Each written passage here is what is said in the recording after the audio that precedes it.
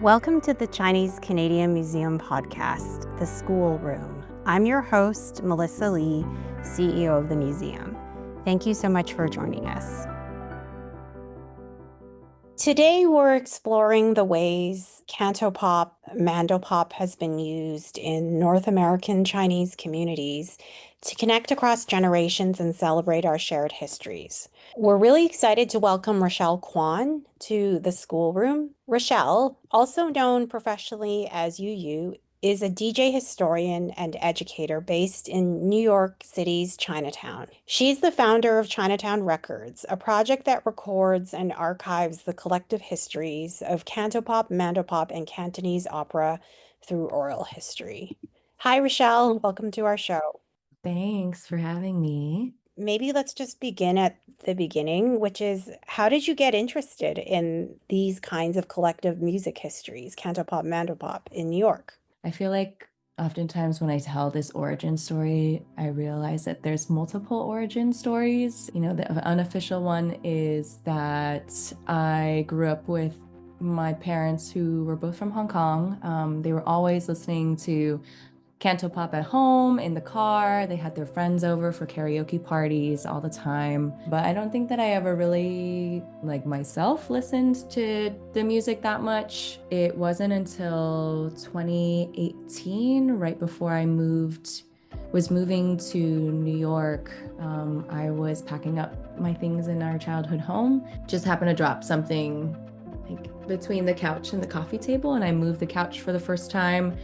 And I found my dad's record collection underneath the coffee table. All of these Cantonese records from Hong Kong. When I asked my dad why he had never talked about it before, he was like, well, you don't really listen to this music, so I didn't really think you'd be interested. But then he said that I could take a few with me to remind me of home when I left for New York. So I took just a handful of them. And then fast forward to 2020, I have been organizing in Chinatown. I've been doing oral history work with community groups, both in Chinatown and also in the surrounding city, teaching community members how to basically talk to their loved ones and build their own archives. One of my older neighbors who was born and raised in Chinatown, I was having lunch with him one day and I just was telling him about my dad's records and he was like, oh, you should take my grandfather's record collection. It's all Chinese music,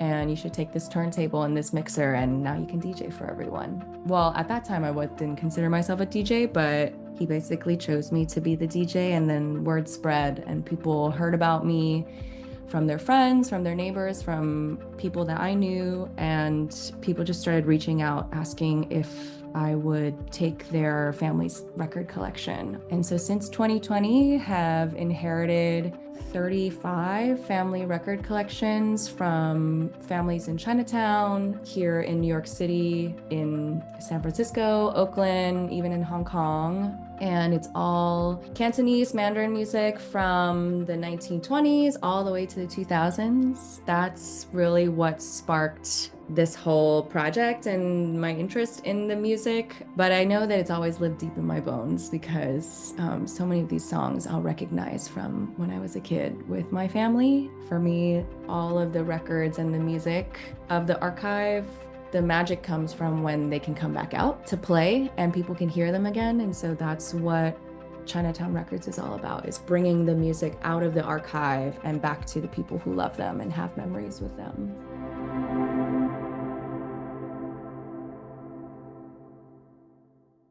In a way, this collection made you into a DJ historian. I've always been really, really into music. I had one turntable before this whole thing started. Like, I only play Chinese music because that's all the records and the music that I have. And so for a while, nobody actually wants to book a DJ that only plays Chinese music. Like, who does that? Except for in Hong Kong. It's like now popular again. Well, now it is, but back then it wasn't either. So me becoming a DJ was not just about like me being in my bedroom, like learning how to DJ. It was also because I was already so involved with groups here in Chinatown. When all the music stuff started and I started inheriting the collections, they were like, oh, that's really cool. Like, do you want to try DJing here if you're learning how to do that anyways. Like I could have sat in my apartment and just played music and DJ'd for myself, but that wasn't what actually like made me into a DJ. It was like being out on the streets and playing the music and letting folks in the neighborhood follow the music to us. And they're the ones that tell me, oh, this is my favorite song, or I love this song. And those are the songs that I know to play again as a DJ. So this whole journey as a DJ historian has been a collective one. Like my dad still tells me songs that I should play at block parties. So much of what I learn about the records is from bringing it out to DJ these Chinatown block parties, but it's also bringing them to the senior centers so that they can tell me their favorite songs. It's also DJing for younger generation Chinese diaspora folks who grew up in like that 80s, 90s, 2000s. And it's like so much of the DJing has come from everybody coming and being a part of it with me. And yeah, it still blows my mind now that people like want to book me to DJ and they know I only play Chinese music and that's what they want. So it's been quite a ride.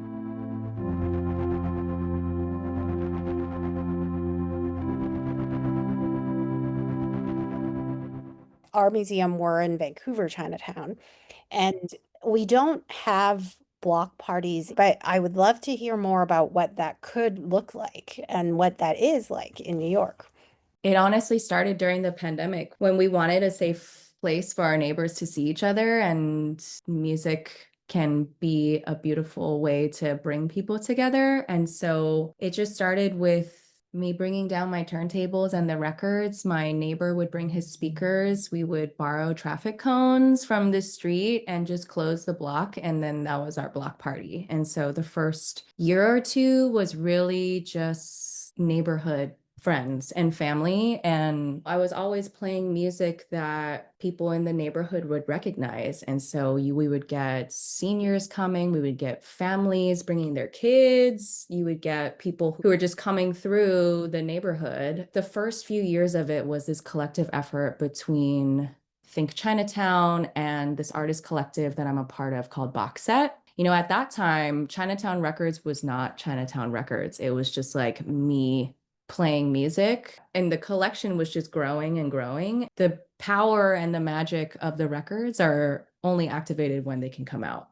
People found out about the block parties, so we officially got permits, and I started to curate the block parties so that it's not just me DJing, but I'm actually inviting other DJs who are also organizers within their own communities, using music to bring their communities together to learn about music and histories. And so it's been kind of an amazing roster of DJs. Is it other kind of ethnic communities? Yeah, so the first year we did like a Chinese, Filipino, South Asian party where I Wow. invited, two DJs who are really close friends of mine who specifically like specialize in Filipino records, or my friend Arshia who runs Disco Stan specializes in South Asian, North African records and has been doing this collective placemaking for a really long time. Invited a salsa DJ the last 2 years. There's so much Chinese mambo and cha-cha-cha, so we were able to do this Chinese Afro-Latin party.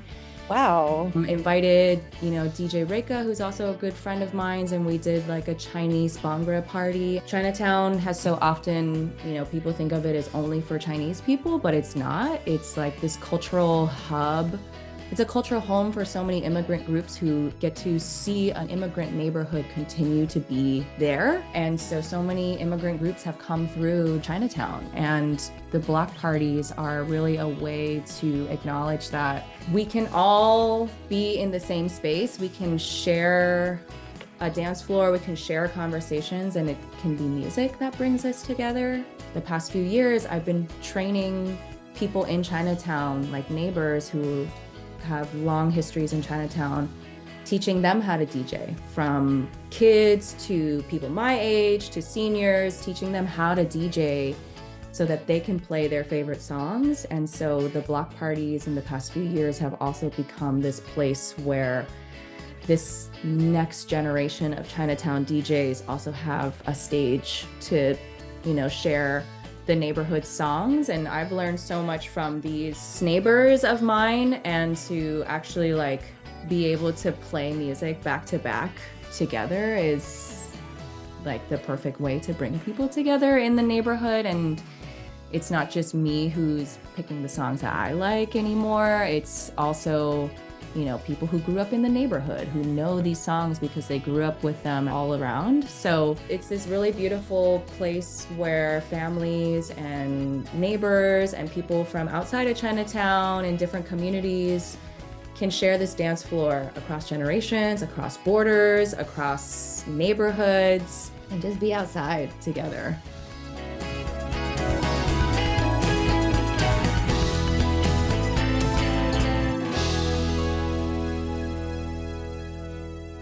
So when you begin these parties, like, do you have a couple of opening songs, like from Cantopop or Mandopop, that you always start with, are always popular, or is it depending on the mood, or? Maybe sometimes there's like specific artists that I'll kick us off with, but I think typically it's vibe, because the block parties, they're happening like Sunday afternoon, and they're also planned very specifically for the neighborhood too. So it's like early afternoon, when people could be like have just had lunch with their families or their friends.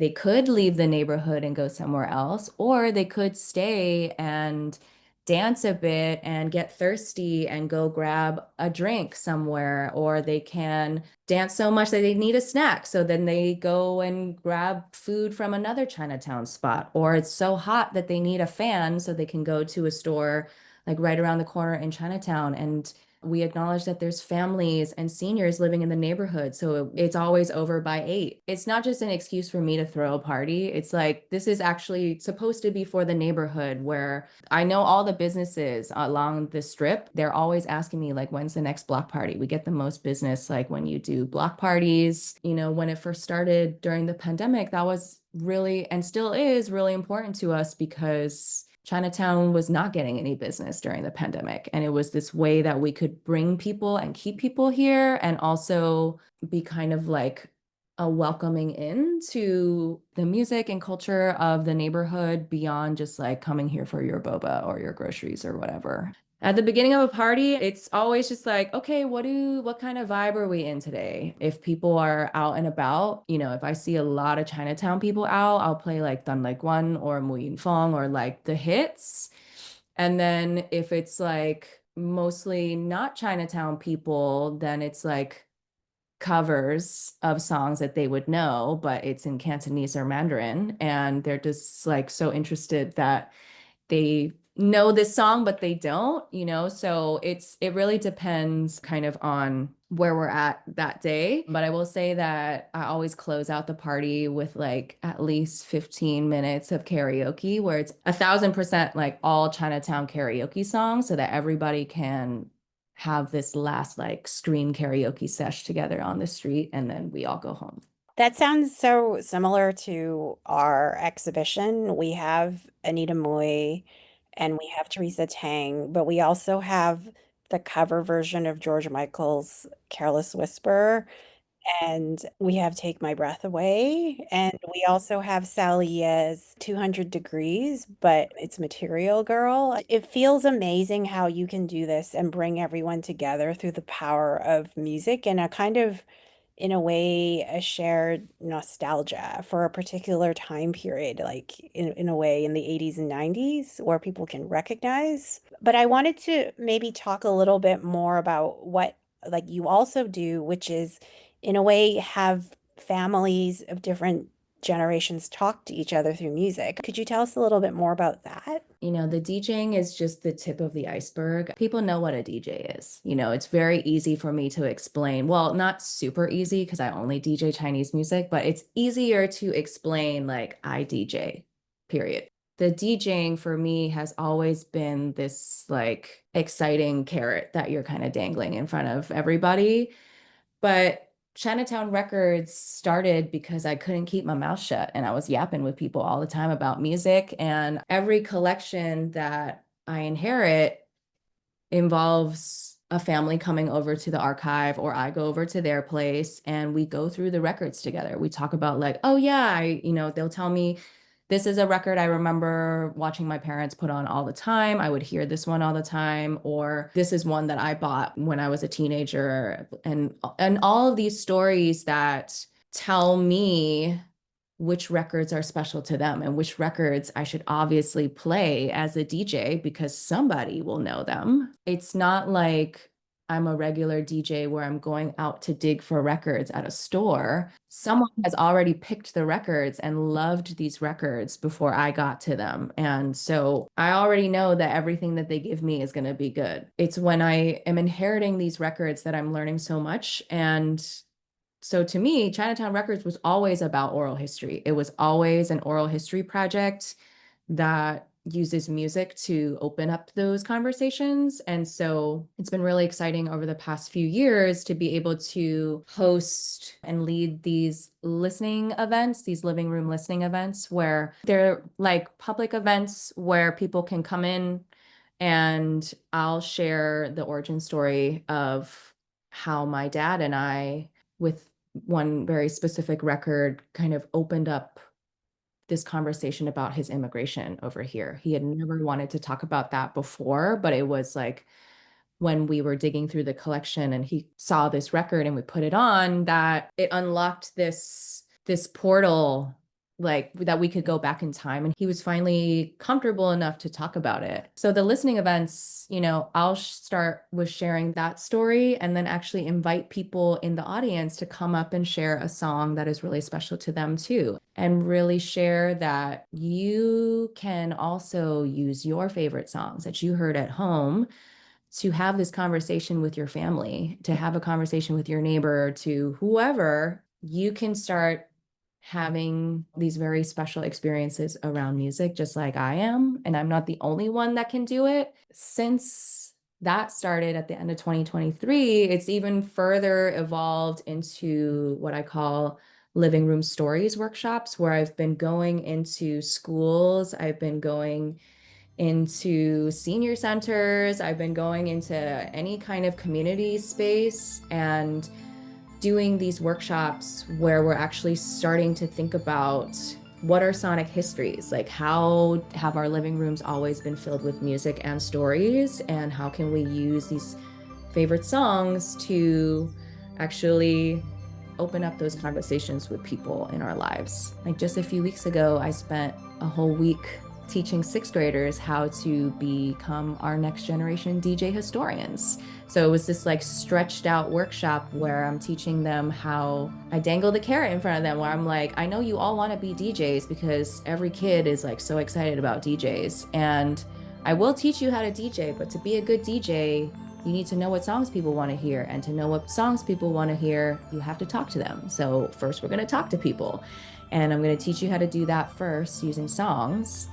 And then I'll teach you how to DJ those songs. And so it's like this whole idea around any of us can be storytellers, any of us can be DJ historians. I was not a DJ, I was not an oral historian or an educator before I started organizing in the neighborhood, and people taught me how to do it along the way. And so you all can do it too. And I want more people to be able to do this. I don't want to be the only one that gets to have these really special conversations with my family or my neighbors.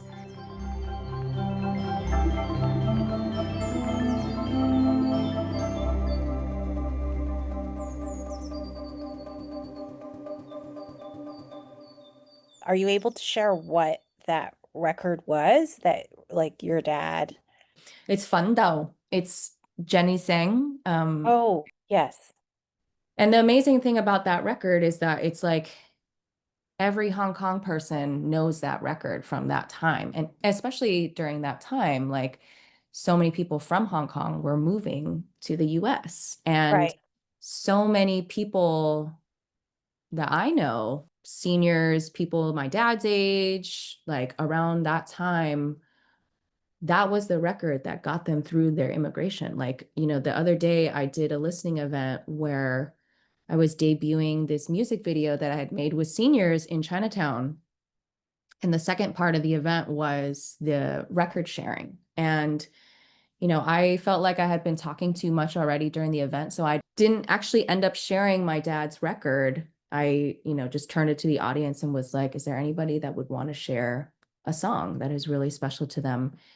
And one of the aunties who is in the music video, she raised her hand and she said, "Fan Dao." She said that song. And I was like, I can't believe that you just said that song. That's my dad's song that I always do these listening events with, but I didn't want to impose this time. And I can't believe you said this song. Like, why is this song so special to you? And she was like, it reminds me of when I bought that one-way ticket from Hong Kong to New York and how hard it was to come over here, but just to keep pushing through. And I was like, oh my God, that's exactly the same story as my dad. Like, I can't believe that. Like, I didn't even have to tell the story. Like, it's so much of what I learn about the records is not just from my own family. It's definitely not just me sitting in here listening through all the records by myself. And one of the really amazing projects that I've gotten to do over the past few years is work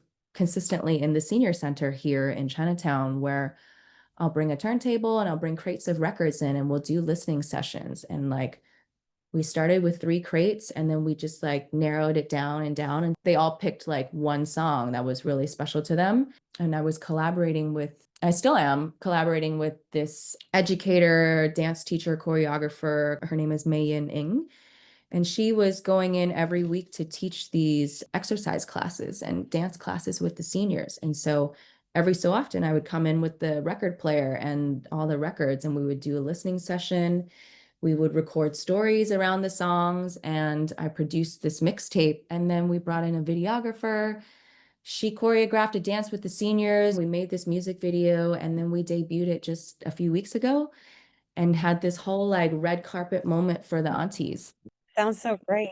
Yeah, everybody got dressed up and like brought flowers, and it's been this really beautiful experience where at first they're like, what are you like, what is this young person doing in here? Like, why? And then when I bring all the records in, they're just like, oh, wait, she knows all the music that we know. And I was like, actually, in fact, I don't know any of this music. That's why I've brought it in here so that you can tell me. Like, as people talk about something like a song that changes their life, or at a certain point when they immigrated, when they were a lot younger, do you feel like that allows you to see a totally different side of them that is remarkable? Or like, what's that experience like? I think at my very core, I always think they're remarkable, but even before the story comes in, like when they share the song and the memory, I'm like just so grateful that, they're so open to sharing such a personal part of themselves with me. So much of this project has been me constantly having to share about me and my family, which I'm very happy to do it, but it's also a lot. I'm inviting like the whole world into my family's living room and my family dynamic. Um, and so, with these listening events and these workshops, I actually created these song request receipts, these carbon copy song request receipts where people can actually submit a favorite song and like write the memory of why it's so special to them. And then with these song request receipts, each event gets its own playlist made. Now I have an archive of these receipts that's like over 1,000 of people's favorite songs and the memories that come with them over the past 2 years. And when I put it all into a playlist, it's like 50 hours of music, of like not only just great music, but it's like music that's really special to people. So it's like this archive sparked another archive of people's favorite songs. And it's, for me, just been like, wow, I can't believe people are so open to sharing. I think there's something really special about this music being outside of our family home now and like where we grew up, because I think for so long, like immigrant communities, the music that we grew up with, we only grew up with it at home or like in the places that our communities are at. So to hear it out in public, out loud, and being able to see like, you like this song too? I love this song. You know, it's like this shared experience, and you get to spark these conversations because now you see that there's someone else that also likes this song.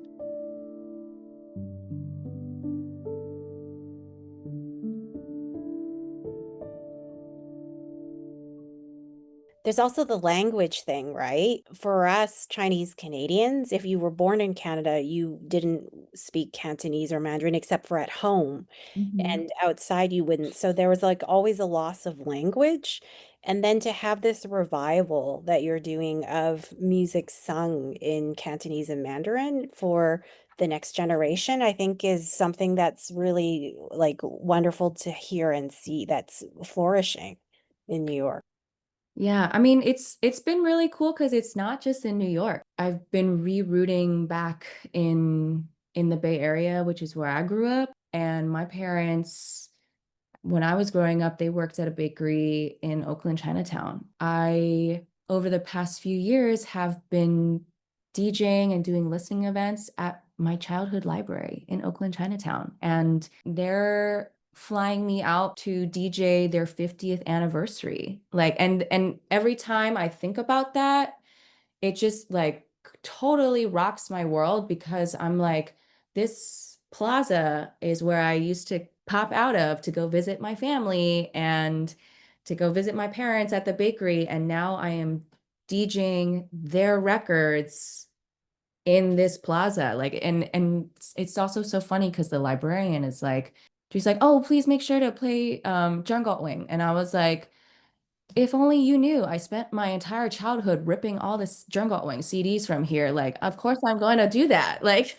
I know what music is you're gonna love. And so it's been like a lot of very full circle moments. Like, of course, like here in Manhattan, Chinatown, I didn't grow up here, but so much of my work with Chinatown Records is not just being like, I know what you guys want, but it's really about creating this platform and teaching people in the neighborhood to be able to share what it is that they remember hearing and love hearing. It's, yeah, been really cool to be able to bring Chinatown Records to different Chinatowns. Like last year, my friends up in Montreal, they brought me up to throw a Chinatown block party with them, to do two listening events, one that was like public, and then one was a listening event in the senior center. It was just bringing records in for the seniors to pick whatever they wanted, and they could just play whatever they wanted, and I would just put it on for them. Earlier this year, I was visiting Asia. Initially, it was a family vacation, and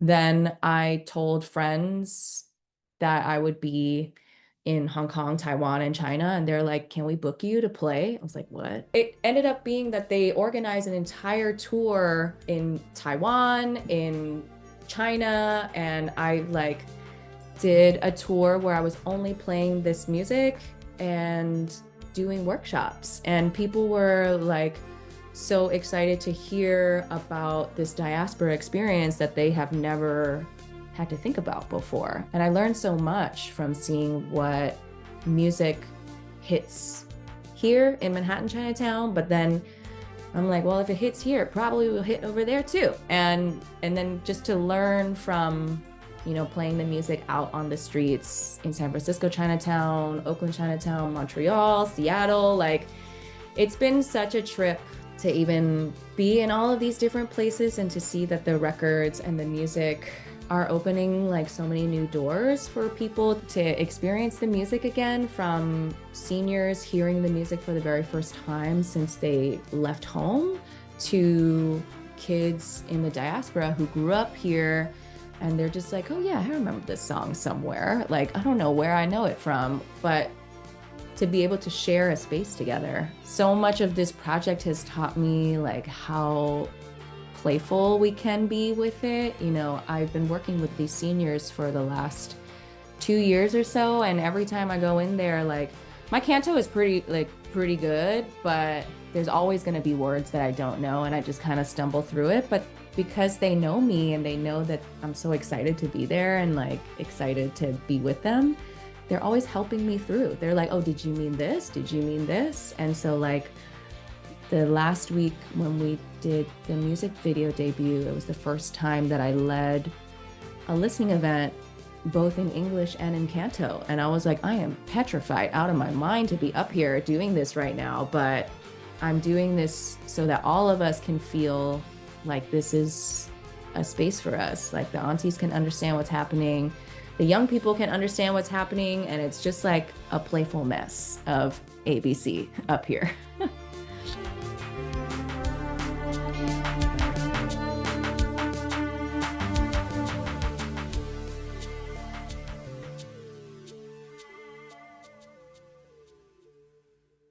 So I've got one final question, and that is, so after and during like this whole experience that you've had, and you now have tons and tons of records, is there a favorite singer? Is there someone that you kind of discovered through this process that you really love? I think my favorite is Choman, Grasshopper. And they're a group from Hong Kong, very big in like the 80s, 90s. They're making a comeback right now. I think they are. They are. Yeah, they're like on tour and releasing new songs. And I just think that their range is so wide. It's so funny because like on one side, all the aunties and uncles know who they are because they have their like very sweet ballad songs. Then at the same time, kids who grew up here in Chinatown in the 90s and who are now like what, in their 40s, they grew up in this hip hop era and they were breakdancing to Choman because they had all this freestyle stuff coming out in the 90s because they were like, oh, we have to stay hip with this whole hip hop era. And then they have this like crazy dance music too. And it's just all of these different genres within this one like experimental group who's now like, they have evolved again. Yeah, I think they're my favorite. Thank you so much, Rochelle. It's been such a pleasure to learn all about everything you're doing in New York Chinatown, and we see so many parallels here in Vancouver. Dream Factory Cantopop Mandopop 1980s to 2000 is now on view at the Chinese Canadian Museum. To learn more or book tickets, visit www.chinesecanadianmuseum.ca. Thank you so much, Rochelle, for spending this time with us. Hope to see you on your next workshop or to hear you. Yeah, thank you.